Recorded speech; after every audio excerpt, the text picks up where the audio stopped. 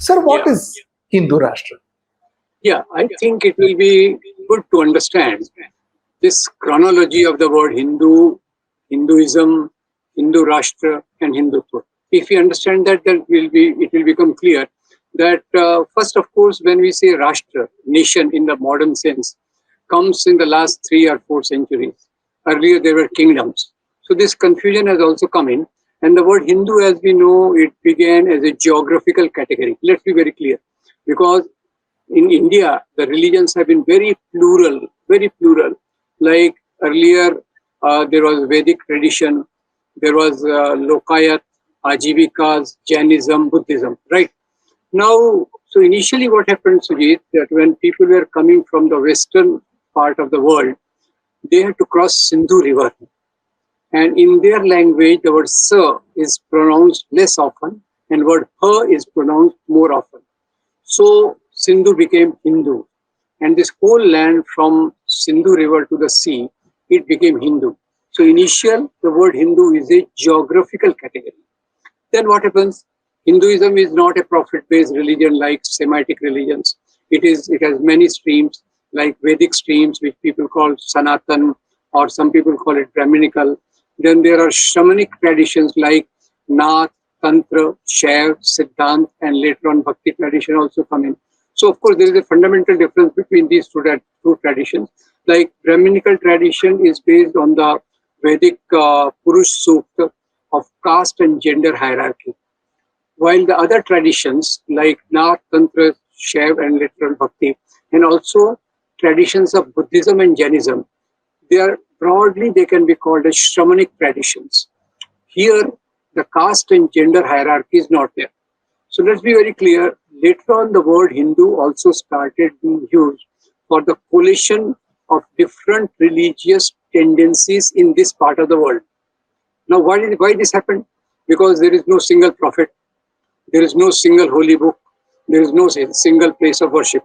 The whole diversity of this subcontinent, and then Buddhism stood as a separate religion, Jainism stood as a separate religion, and other small tendencies started being clubbed under the term Hinduism. And this Hinduism term also was later on, like it came up as a religion. But Dr. Ambedkar, of course, I introduced him very often. He saw this coalition of different religions, and he calls that Brahminical traditions are the most dominant ones in this coalition called Hinduism. And then again, we see that Hinduism as a proper structural this thing comes up more in 19th century with other constructs. Now, these are the two things. So the term Hinduism. Then comes the term Hindutva. Now, Hindutva first came in after, in late 19th century, and it came in response to the drastic changes which were occurring. Like Muslim communal politics was coming up, Hindu communal politics was crystallizing. Then there was the emergence of Congress from 1885. So I'm forgetting the name of that gentleman, one Bengali gentleman, he coined the word Hindutva in a very lofty manner, that it is a totality of Hindu tradition, in a very lofty way, human way he coined it. Now Savarkar in 1923 gave a more structural expression to the word Hindutva. And he called that Hindutva is not just a religion, it is a total Hinduness. What does that mean? It means that the land from Sindhu to the seas, one foundation, second foundation, the Aryan race, and the third foundation, the Brahminical traditions. That I am interpreting the third one. He called it culture, but culture by and large is regarded close to the Brahminical tradition. So this is in 1923, Savarkar brought it forward. He made a structure out of it, Hindutva. And same thing he said, in that he came with a very classical definition of Hindu. Now this was really something semi-geographical, semi-religious. He said that all those people who have holy land and fatherland in this land are Hindus. And those who have fatherland but not holy land, they are not Hindus. So what it ruled out Christians and Muslims. So this Hindutva, and from here emerged the concept of Hindu nationalism, Hindutva, Hindu Rashtra. So the point is that Hindu Rashtra concept came during freedom movement. Let me, if you give me a minute, I will explain that. Please.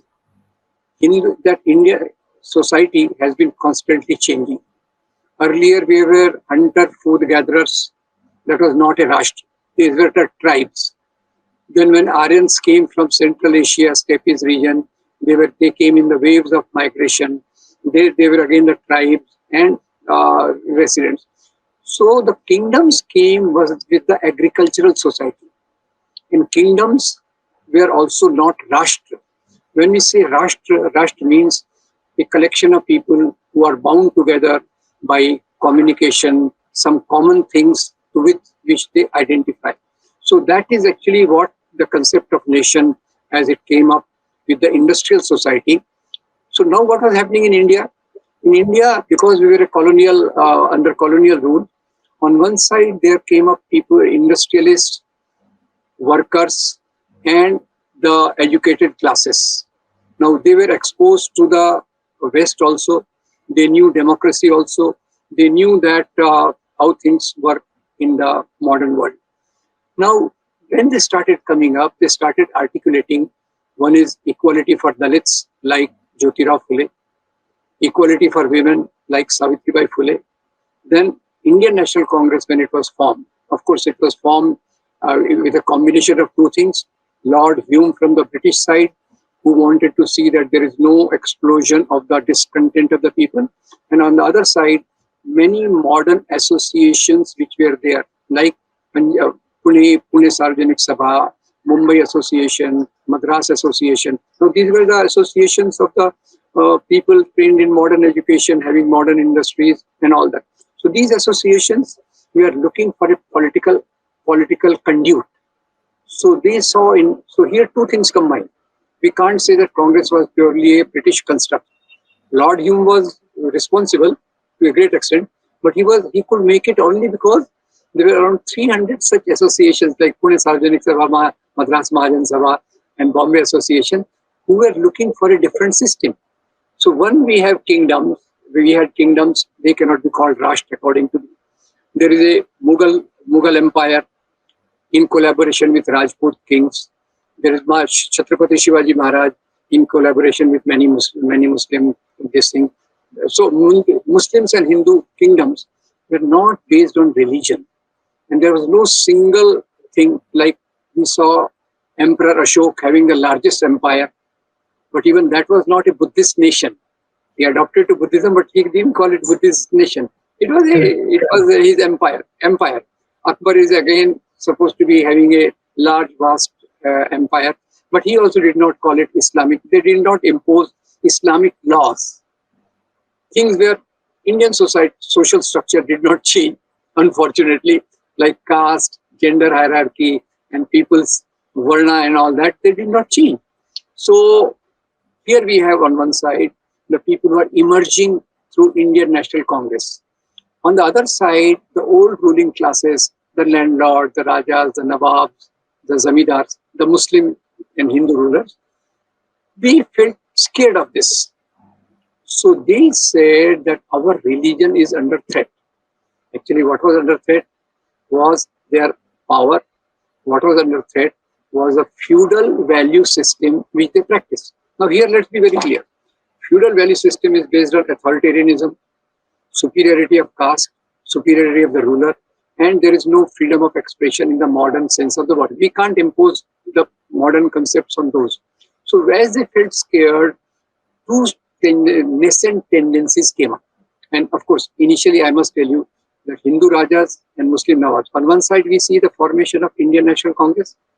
On the other side, this Hindu and Muslim kings and Nawabs, they felt the same thing, that our religion is under danger. Here it is, I got the key from here.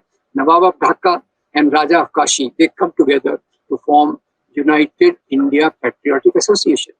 They pledged their loyalty to the British Queen. And they said, as per our religion, now here religion comes in, we have to be loyal to our ruler. while Congress is trying to spread dissidence among the people. Now, of course, later on, in this common Muslim in Hindu pool, there were people, British played the policy of divide and rule. So Muslim League came up first, asking for Muslim nation in due course. Hindu Mahasabha came up in 1915, calling for Hindu nation. So point is, here the ground of confusion is enough. In India also, if you see, Indian nationalism developed from the classes which emerged because of industrialization, transport, communication, like modern industry, industrialists, modern educated classes, and modern workers. So this is which is a nascent form of Indian nationalism, which later on articulates the values of liberty, equality, fraternity. And on this side, now their origin is very important. Initially in this group, only landlords and rajas were there. And what were their values? Superiority of their own structure. And correct. That's why when they call Hindu nation or Muslim nation, actually that's a plant in the modern society of the values of kingdom. Now, this is, I don't know, I hope whether I'm making the point. Yes, yes. So basically, what are their values? They're steeped in the values of kingdom. What are the values of kingdom? Hierarchy. So correct. I can't go straight to the king. I have to bend to him. I can't take a U-turn after meeting him. I have to come back in the reverse gear. So man is supposed to be the owner of woman. Like all that feudal values which were there, man and woman. It is like husband and wife. That sort of a thing which were prevalent there. So those were the feudal structural values which these people nurtured and gave it the name of nation. While the people who are coming with the industrialization and the changes which go with the modern society, they don't like their example. I'll give you. Bhagat Singh, for example. What is the name of his organization? Hindustan Socialist Republican Association. What is the name of Ambedkar's organizations? Independent Labour Party, Scheduled Caste Federation, Republican Party of India. What is the name of the party of Maulana Azad, Mahatma Gandhi, Annie Besant, and Sardar Baldev Singh? It is Indian National Congress. So see the nomenclature. Don't tell me that what is there in the name. Don't throw Shakespeare on me. But see the names of these organizations which talk of Hindu or a Muslim nation. So later on in these groups of landlords and kings, when they found some elite advocates, upper class, and later on lower middle class also joined them. And what is their name? Muhammad Ali Jinnah, Muslim League, Vinayak Damodar Savarkar, Hindu Mahasabha, and RSS stands for Hindu Nation. So I hope I am able to explain that the roots lie in the feudal value system. And last point here, if I represent the Indian nationalism, I'll pick up Ambedkar because he was the architect of India's constitution. Apart from everybody else, there are so many names, I don't want to throw this in. So what does Ambedkar do? Ambedkar struggles for social justice. He also encourages women to come to the social space. He also goes to burn Manusmriti because he thinks the values of Manusmriti are caste and gender hierarchy. And later on, he becomes the chief architect of India's constitution, which gives us liberty, equality, fraternity. And recently, you must have heard one of, Anant Hegde of Karnataka. What does he say? He wants 400 seats so that we can change the constitution. And there is a glorification of Manusmriti. I have no problem with holy books. I respect them. But question is values. So Indian constitution gives me the values of liberty, equality, fraternity, and justice. While these holy scriptures and even those influenced by which influence the Muslim League, Maulanas, they also give the same values, that there is a hierarchy. They will like to suppress the women. They will like to keep the lower caste inhibited.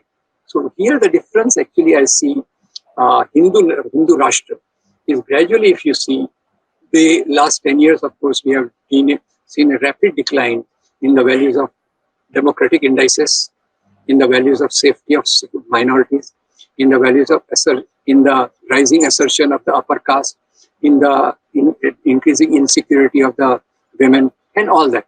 So roughly, Hindu Rashtra is a modern concept. In Aryan times, there was no concept of Hindu Rashtra. In the times of Hindu kings, it was Hindu kingdoms. not Hindu Rashtra. Correct. So Hindu Rashtra is a modern concept, Muslim Rashtra is a modern concept, Christian fundamentalism is a modern concept.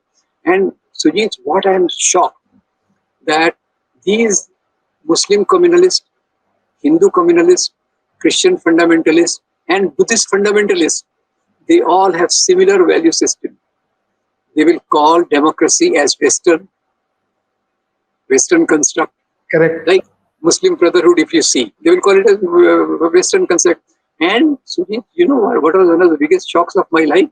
When I saw that Sri Lanka, such a lovely island, it was gripped by the uprising. I tried to study it. And I came to know that Sri Lanka is in the grip of Buddhist fundamentalism. And they call it Buddhist Rashtra. Oh. So, yes, they want their aim is again similar way that we are Buddhist. So once, you know what happened in 1958, S.W. Bandaranaike, that Sri Mao Bandaranaike, Yes. he was killed by a Buddha Bhikkhu. You know why? Because he gave the legitimacy of Tamil as a national language. So he was killed. I'll send you So similar to what happened here. Correct. So question is, it is when they call it Hindu Rashtra, Buddhist Rashtra, Muslim Rashtra, Christian Rashtra, they all aim at pre-industrial values, pre-democratic values, in my understanding.